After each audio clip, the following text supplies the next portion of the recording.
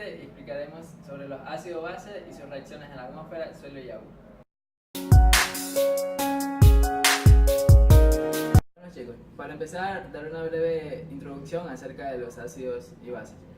Una de las características clásicas de los ácidos es que son agrios, como por ejemplo el limón y el vinagre. En cambio las bases son amargas, como por ejemplo, un ejemplo claro es el endulzante natural stevia. Otra de las características de los ácidos es que al reaccionar con los metales, forman los hidrógenos gaseosos.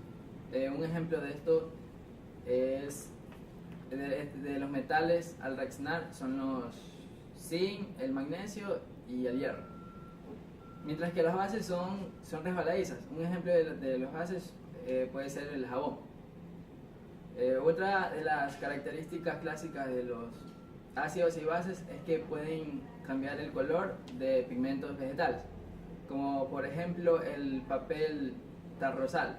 Este papel como es pigmentado, puede cambiar el rojo al aplicarle ácido y cambia de color azul al aplicarse base. Una de las últimas características de los ácidos y bases es que son protones, los bases se disocian en hidróxido. Un ejemplo tenemos aquí el ácido clorhídrico, en la cual se disocia en hidróxido, en protón y en cloruro. Y tenemos el hidróxido de sodio, la cual se disocia en hidróxido y en catión de sodio. Según Arrhenius, la reacción de ácido-base es la neutralización, en la cual un ácido se junta con una base, la cual forma agua y sal.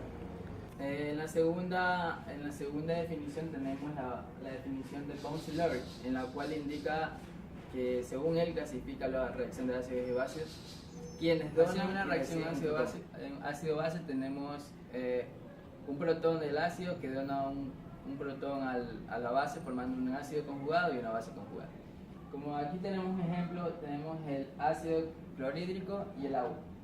El ácido clorhídrico dona un protón al agua, lo cual forma una unión hidrógeno, y el anión cloruro queda solo. Por último tenemos la definición de Lewis, en la cual indica que el ácido recibe un protón, un par de electrones, mientras que los bases donan un par de electrones. Aquí tenemos un ejemplo según la definición de Lewis, en la cual vemos que la formación de agua se da por la unión de un protón y un hidróxido. El hidróxido, al tener carga negativa, posee dos electrones capaces de compartir. Y el protón, al tener carga positiva, tiene ausencia de estos dos electrones. Por lo tanto, al compartir ese par de electrones del hidróxido, está formando una base.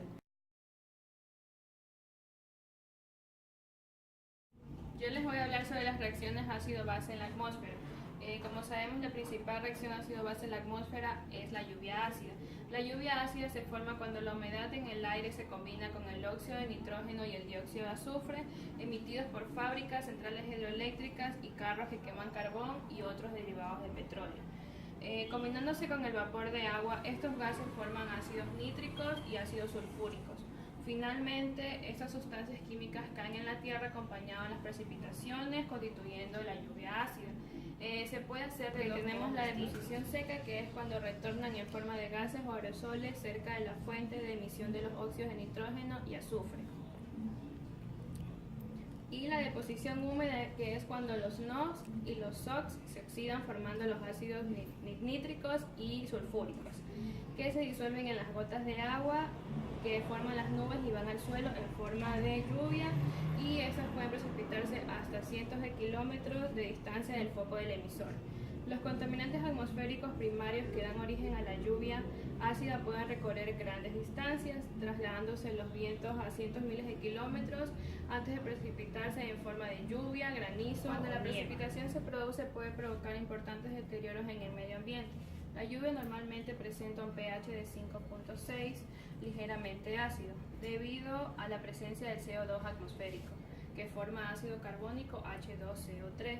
Se considera que es lluvia ácida si presenta un pH menor a 5 y puede alcanzar el pH del vinagre.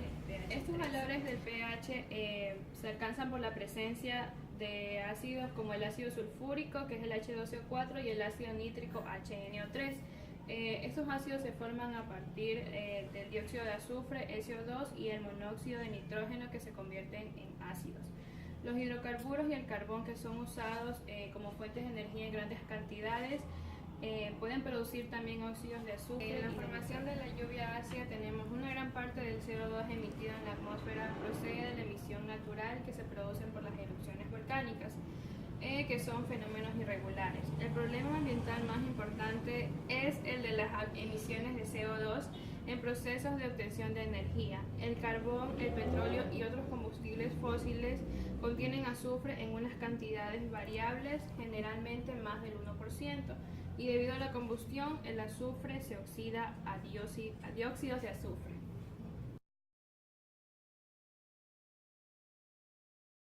En el suelo. El suelo es un recurso natural renovable.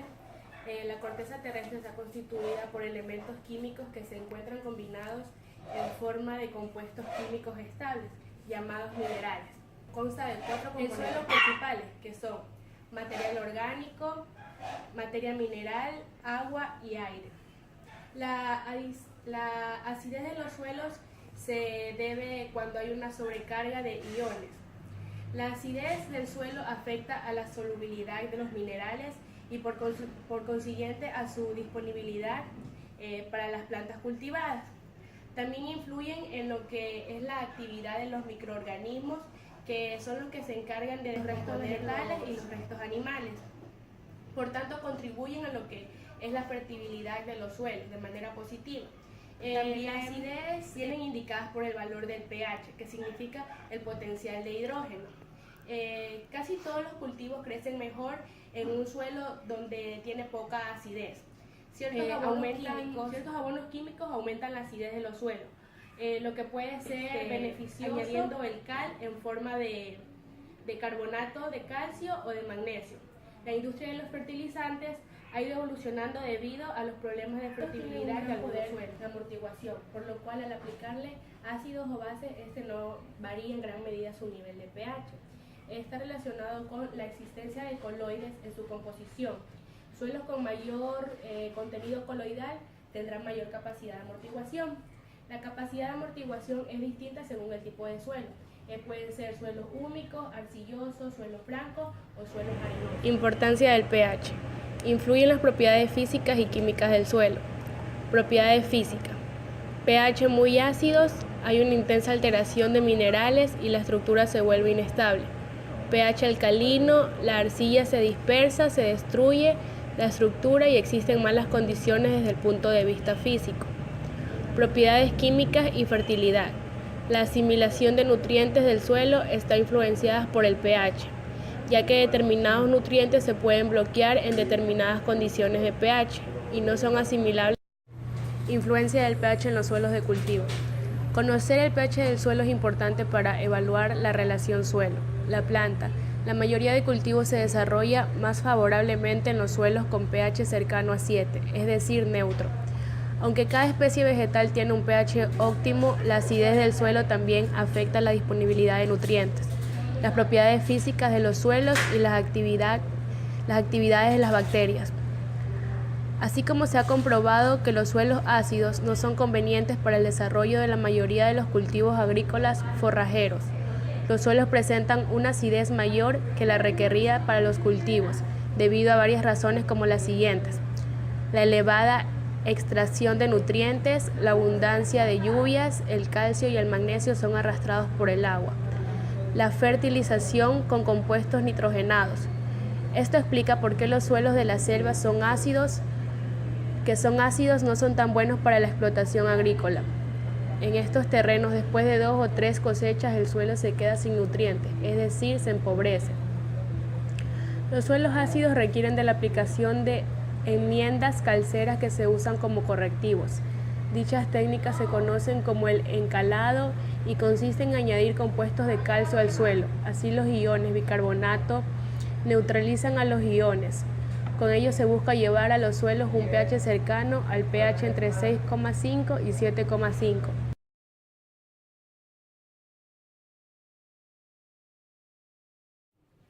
Ahora estudiaremos la teoría de los ácidos y bases en el agua. Esta teoría la descubrió el científico Arrhenius en 1800, quien sugirió que los ácidos son componentes que contienen hidrógeno y pueden disolverse en el agua para soportar iones de hidrógeno a la solución. La primera definición moderna de ácidos y bases se debe al químico sueco Svante Arrhenius, quien a finales de 1800 propuso que el agua puede disolverse en muchos componentes separándolos en sus iones individuales. De esta manera logró dar la primera definición científica de qué son los ácidos. El agua puede actuar tanto como ácido o como base. Esto dependerá del medio en que se encuentre. Se comportará como base al reaccionar con ácidos como el ácido clorhídrico, HCl, y ácido acético, y como ácido al reaccionar con bases como el amoníaco. A los compuestos que se comportan de esta manera se les llama anjotes. Otro punto a estudiar es el equilibrio iónico del agua.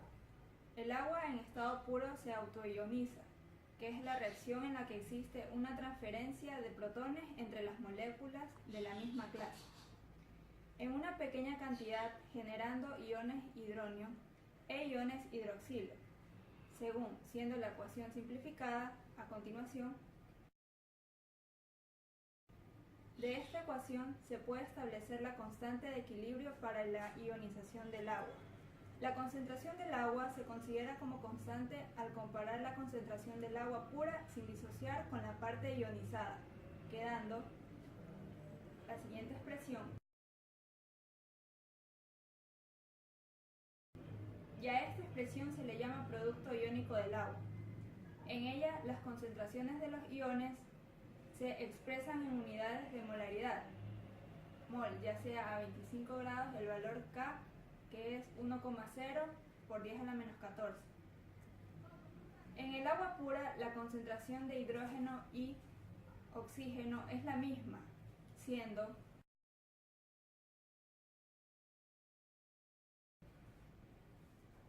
todas las disoluciones en que se cumplen que el OH son neutras.